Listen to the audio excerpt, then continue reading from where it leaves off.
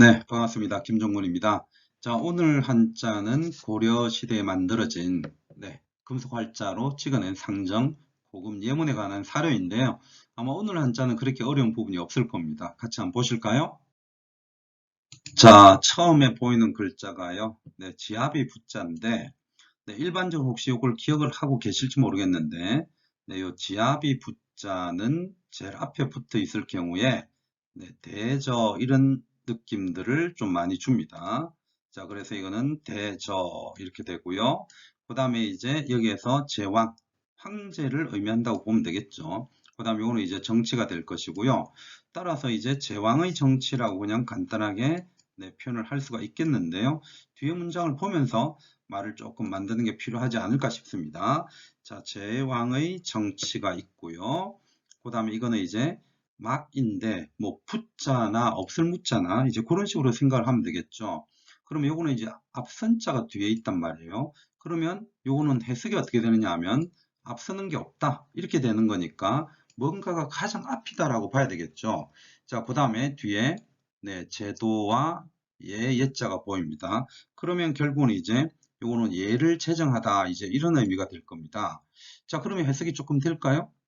제례 예를 제정하는 것보다 앞서는 것은 없다. 이렇게 되는 거니까 예를 제정하는 것이 가장 앞선다. 가장 급선무이다. 이렇게 보면 되겠고요. 앞에 것과 역시 다시 연결시킨다면 어떻게 해석이 가능합니까?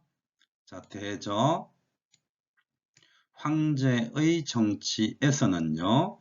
네, 제례, 예를 제정하는 것보다 앞서는 것은 없다. 자, 그렇게 이제 해석이 가능하겠죠. 자, 그 다음에 이제 뒤에 있는 것을 한번 보신다면 그 다음에 연역입니다. 이 연역은 우리가 오늘날에 쓰는 거죠. 그냥 유래 같은 것을 의미한다고 보시면 되겠고, 그래서 이거는 오늘날에도 쓰는 용어이기 때문에 한자만 한번 눈여겨봐 두시면 될 겁니다. 따라서 그 연역 그리고 손익, 자, 그렇게 볼 수가 있는데요. 이 손익이라고 하는 것은 역시 손해와 이익 이렇게 해석을 할 수도 있겠지만 여기에서는 뭔가 손해와 이익이라기보다는요. 뭔가 드러내고 그다음 뭔가 다시 덧붙이는 그런 것을 의미한다고 보시면 되겠습니다. 자, 그렇다면은 이제 해석이 어떻게 될 수도 있느냐 하면 제왕이 정치를 하는데 예를 제정하는 것보다 앞서는 건 없다. 예를 제정하는 것이 가장 중요하다. 이렇게 얘기를 하고 있고 그 다음에 그 연역 그러면 예가 되겠죠. 예의 연역 아니면 예를 제정하는 것이라고 볼 수가 있겠는데 그 연협과 그 다음에 빼고 더하는 것 아니면 손해이 그대로 한번 하셔도 되겠지만 어떻게 보면은 둘 다 해석이 가능하단 말이에요. 그러면 그 내력과 더하고 빼는 것, 그것을 어떻게 한다?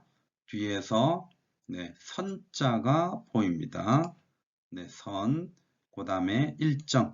여기에서 일정은 이제 한번 정한다 이렇게 되는 건데 따라서 뭔가 내력이라든가 그 다음에 손 이걸 한번 제정하는 것.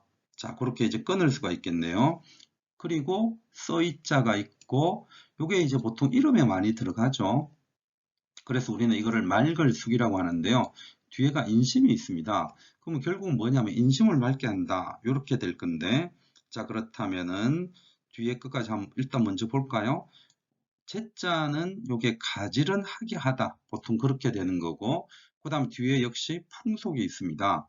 그럼 풍속을 가지런하게 한다. 이런 식으로 해석이 가능하겠네요. 그죠? 그러면 이제 풍속을 가지런하게 한다. 이 얘기는 결국은 풍속을 바르게 한다라는 게 될 것인데 뭔가 제가 문장들을 뚝뚝 끊어서 읽었단 말이에요.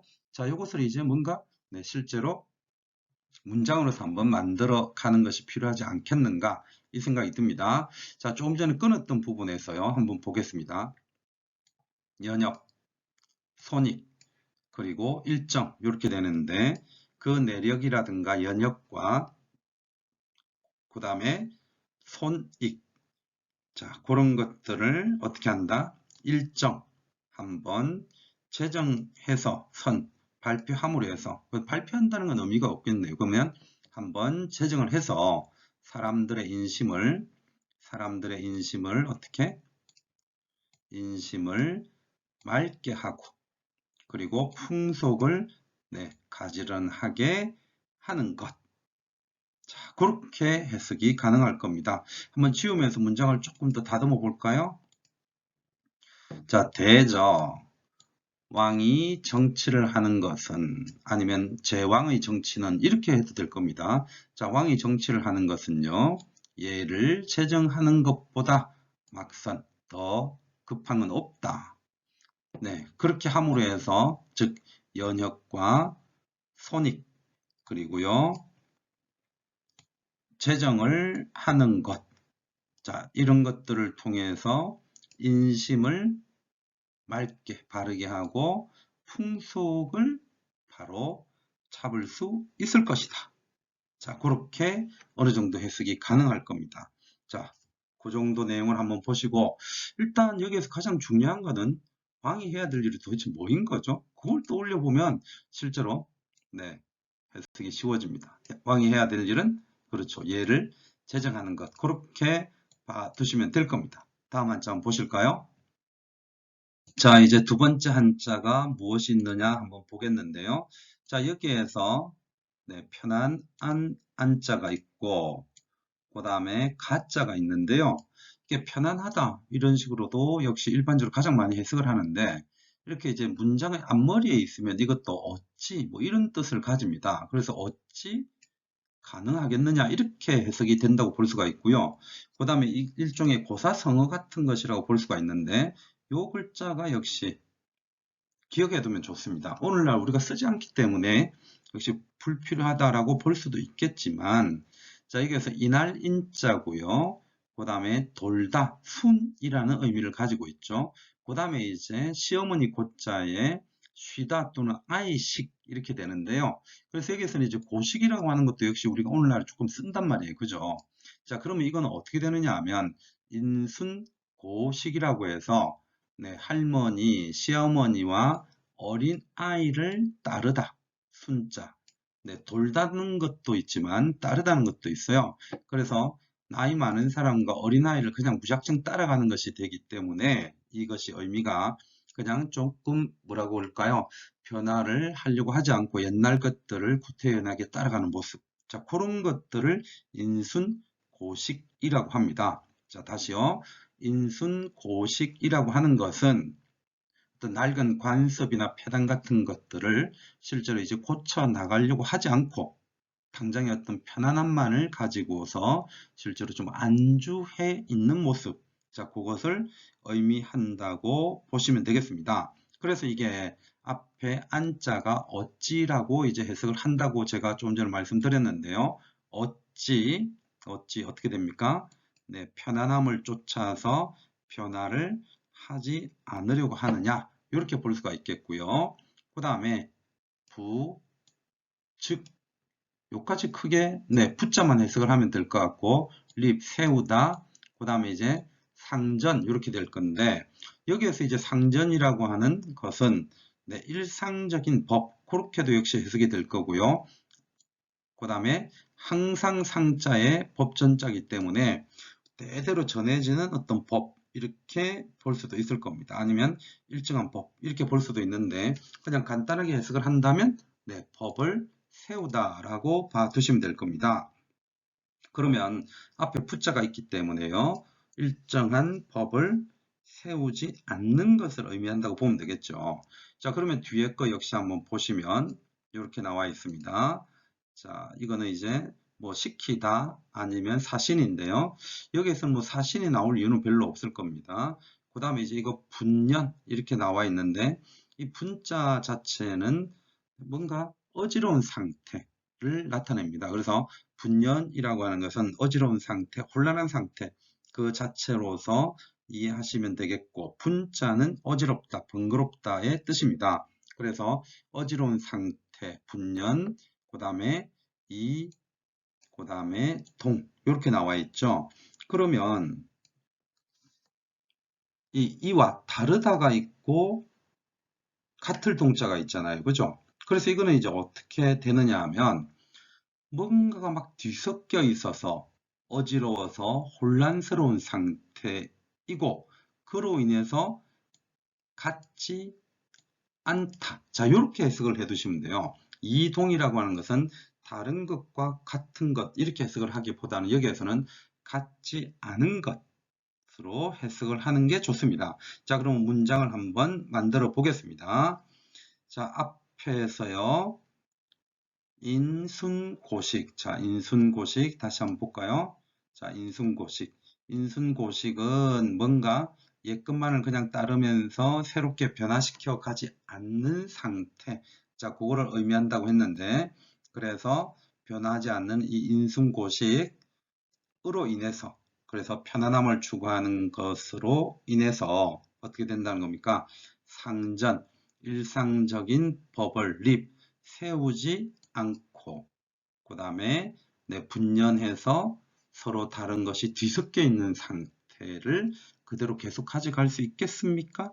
자, 이런 얘기예요. 자, 이제 정리해 보겠습니다. 자, 한번 지워 볼까요? 깔끔하게. 자, 어찌. 자, 제가 좀 전에 이제 봤던 한자도 한번 같이 해석을 하면서 한번 더 해보도록 하겠습니다. 뭔가 마무리를 조금 더 깔끔하게 하는 게 좋을 것 같습니다.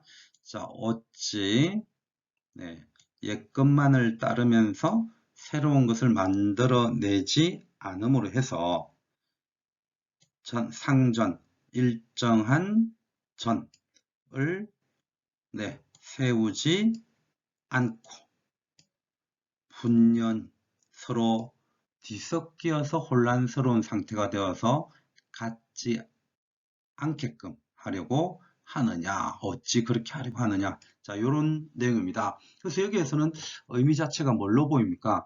뭔가 정리를 잘해서 새로운 것을 추구를 하고, 그 다음에 딱 일정한 틀을 잡아봅시다. 자, 그렇게 볼 수가 있을 겁니다. 해석에서요. 자, 그렇다면 밑에 한번 보시죠. 자, 여기서 이제 본조는 어떻게 됩니까?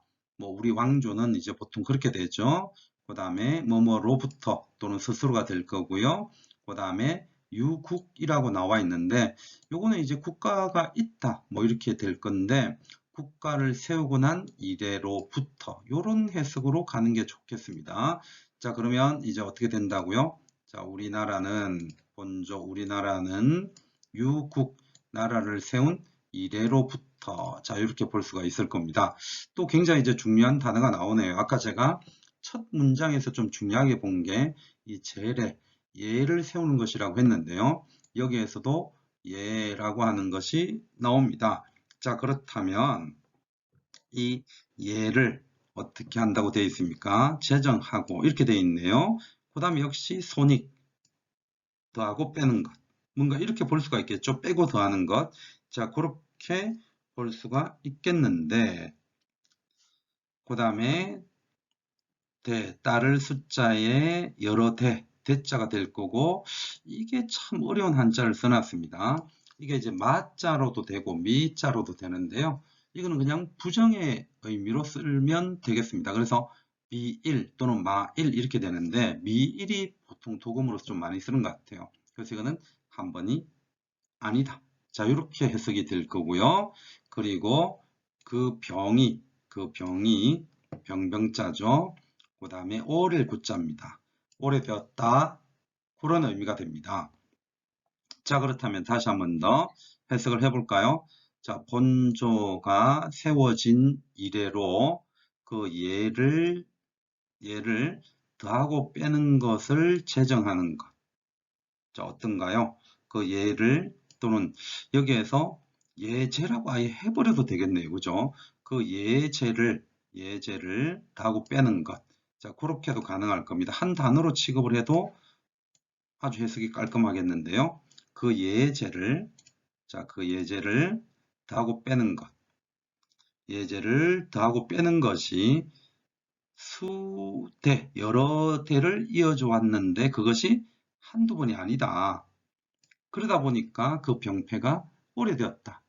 자, 아까 위에 것하고 한번 다시 비교를 해볼까요? 자, 어찌 바꾸지 않고 그냥 계속 두어서 혼란스럽게 섞여 있게끔 하려고 하느냐. 그래가지고는 안 된다. 그리고 우리나라 같은 경우도 그 예제를 더하고 빼는 것이 여러 해 동안 여러 번이 있었는데 그 자체가 병폐다라고 보는 거고 그 병폐가 오래되었다. 자, 어떤 느낌인지 오시나요? 그래서 그 예제를 빨리 확정을 지어서 하나로 결정을 짓자라고 얘기하는 것이라고 보시면 되겠습니다. 자, 한번 깔끔하게 지워가 보겠습니다. 자, 일단 뭔가 제대로 정리하지 않은 상태를 두 번째 줄에서 얘기했고, 우리 본조는 유국, 나라를 세운 이래로요. 그 예제를 다하고 빼는 것이 여러 대에 걸쳐서 한두 번이 아니었었고 그 병폐가 오래되었다 라고 얘기를 하고 있습니다. 자, 이제 마지막 한 점 보실까요? 자, 그러면 먼저 보이는 게 뭐뭐에 이르다. 그 다음에 자, 요거는 이제 저하고 하신 분들은 굉장히 좀 익숙해 있을 건데요. 어떤 왕을 표현하는 방식인 거죠. 그래서 인묘 이렇게 써져 있는데 이 인묘라고 하는 것은 인조를 뜻합니다. 그래서 요 인묘조라고 하면 그냥 인조 때라고 하면 되는 거죠. 자, 그 다음에 시작했다. 요게 나오고요. 그 다음에 이제 요 글자, 요거는 이제 위로하다라고 할 때는 레가 되고요. 그 다음에 칙서를 내리다 할 때는 칙 이렇게 도금이 되는데 일반적으로 지금까지 이제 한자들을 보면 특히 우리들 역사 사료와 관련해서는 왕이 칙서를 내리는 것으로 보통 일반적으로 좀 많이 나오죠. 자, 그 다음에 뒤에 이제 굉장히 중요한 한자가 보입니다. 자, 여기에서 뒤에 요거는 뭐가 됩니까? 평장사, 관직이라고 보면 되겠고요. 그 다음에 요거는 최윤의, 즉 사람 이름인 거죠. 그러면 해석이 어떻게 됩니까? 인조에 이르러서 칙서를 내렸다. 어떤 칙서를 내린 겁니까? 평장사 최윤의 등이라고 해석이 될 거고, 자, 뒤에 보면 숫자가 나와 있습니다. 17명의 신하에게 이렇게 해석이 가능하겠죠. 그러면 인조가 뭔가 신하들에게 명을 내린다라고 볼 수가 있겠습니다. 이 중에서 우리는 절대로 잊지 말아야 할 것이 바로 뭐가 된다? 최윤의라고 보시면 되겠습니다. 굉장히 중요합니다. 왜냐하면 인조 때 이 최윤의라고 하는 사람이 상정 예문을 만들었기 때문입니다. 그리고 이 상정 예문을 만들었던 것이 몽골의 침입을 거치면서 강화도로 천도를 하게 되고요. 강화도에 천도를 하면서 이 예문 자체가 사라지게 돼요. 그러니까 아무래도 좀 사라졌다기보다는 제대로 챙겨오지 못한 난리통이기 때문에 제대로 챙겨오지 못한 것이라고 생각을 해볼 수가 있을 겁니다. 그래서 이거는 몽골 침략 이전에 인조 때의 사실을 얘기한다라고 봐두시면 되겠고, 저는 이 최윤의를 꼭 한번 기억을 해 두셨으면 좋겠습니다. 자, 그 다음에 이제 평장사는 굉장히 높은 직급이죠. 중성문화성에서 제2인자다. 라고 할 수가 있는 그런 직책인데요. 자, 그렇다면 직성, 즉 명을 내렸다 라고 한번 가볍게 해석을 해볼 수 있겠고요. 한번 마저 보실까요? 자, 칩입니다. 모으겠네요. 그죠? 그 다음에 고금의 서로 다른 것들을 모아서 같은 것과 다른 것이니까 그냥 이제 고금의 여러 가지들을 모아서 라고 하시면 되겠고요. 그 다음에 이제 이것도 우리가 오늘날에 잘 쓰지 않는 용어인데 상작이라고 하나 단어가 보일 겁니다. 이 상작이라고 하는 것은요, 뭔가 참조하다는 것을 나타냅니다. 그 다음에 이것도 절중 이렇게 도금이 되지만 의미 자체는 뭐가 되느냐 하면 우리가 오늘날에 쓰는 말 있죠. 절충하다. 그런 의미가 돼요. 그래서 참작하여 절충하다. 이런 옛날스러운 용어입니다. 상인 이렇게 접근하면 이제 어려워집니다. 이거는 참작하다인데 상작 자체가 참조하거나 협의를 거치거나 하는 것이고 그 다음 절충은 절충이라고 보면 됩니다. 자, 그렇다면 인조 때 평장사 최윤희 등의 17명 신하에게 시켜가지고요. 뭘 했습니까? 고금의 서로 다른 것들을 모아서 뭐 어떻게 했다? 참작하고 절충하게 했습니다. 자, 그 다음에 뒤에 문장을 한번 보실까요? 자, 뒤에 문장을 보신다면 완성시켰네요. 그죠? 무엇을 완성시켰습니까? 책을. 자, 이렇게가 되겠고 그 다음에 50권이 될 겁니다. 이거는 문제가 없겠죠. 그래서 명했습니다. 기억이라고 이름을 붙였다. 자, 이렇게 해석이 가능할 겁니다. 자, 그래서 사실 이것이 역시 우리들 교원임용 시험에서 기출로 나왔는데요. 제가 볼 때 기출에서 아마 이 부분이 있었으면 좀 쉬워서 그랬을 것 같기도 한데 실제로 이 부분은 안 줬습니다. 자, 시에서 시작해서 이 부분은 시험에서 안 줬어요. 이걸 가려버리고 무엇만 줬느냐 하면 집, 인묘조회, 집, 고금, 동의, 상작, 절충 요렇게 해서 성서 50권 그리고 명지왈, 기억 이렇게만 줬어요. 그래서 이 최윤의가 안 보이게 만들므로 해서 약간 난이도를 이제 높였는데요. 제가 볼 때는 실제로 그래서 어느 정도 요 세 줄에 대한 이해가 좀 필요로 했던 것으로 보이고 저는 이 세 줄 중에서 가장 중요하게 바라봤던 게 이런 예를 제정하는 것 아니면 예제 이런 것들을 실제로 좀 봐줄 수 있는 게 필요하고요. 그러면서 요 인조 요것을 딱 보는 순간 하는 느낌이 와주는 것이 좀 필요했다는 거죠. 자, 그래서 이제 결국 이거는 고려시대의 상정, 고금, 예문이 나오게 되는 과정들을 얘기를 하는데 아까 말씀드린 것처럼 이 상정, 고금, 예문이라고 하는 것이 고려 인종 때 최윤의에 의해서 정리가 되었는데요. 이것이 몽골의 침입의 난리가 일어나게 되면서 강화도로 천도를 하게 되고요. 그러면서 제대로 챙겨가지 못했던 그런 상황이 있게 됩니다. 그때 뭔가 이제 예례를 치르려고 하니까 이 책이 없는 거죠. 그래서 이제 이것을 최후가 큰 소리를 뻥뻥 칩니다. 최후가 자기 집에 딱 한 권 있다. 우리 아버지가 이 상정고금 예문을 그렇게 아끼라고 하더니 그렇게 깊은 뜻이 있었구나. 그래서 실제로 막 한 1시간 동안 내가 상정고금 예문을 가지고 있다는 것을 엄청나게 늘어 세웠다고 합니다. 그러면서 뛰어난 우리 아버지, 존경스러운 우리 아버지 막 이렇게 해서 최충원을 굉장히 또 지켜 세웠다고 하는 그런 일화가 있는데요. 그 내용의 기록물입니다.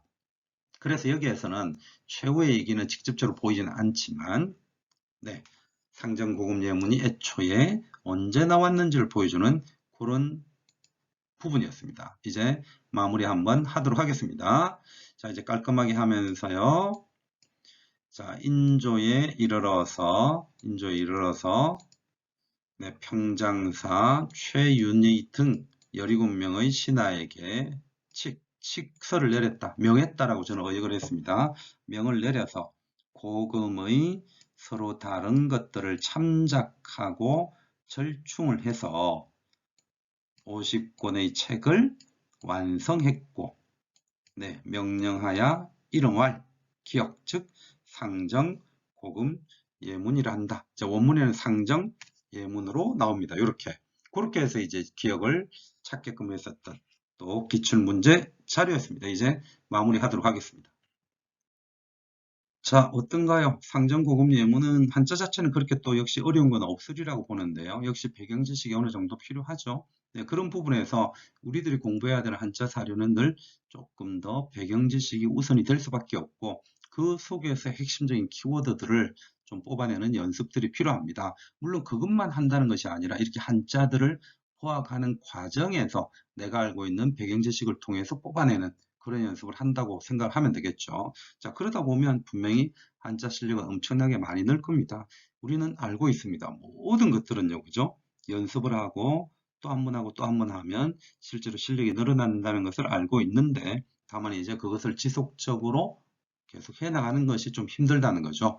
자, 힘든 과정들을 잘 버텨내시리라고 믿고요. 우리는 또 다음에 다른 한자를 통해서 한번 만나 뵙도록 하겠습니다. 선생님들의 합격을 진심으로 기원합니다.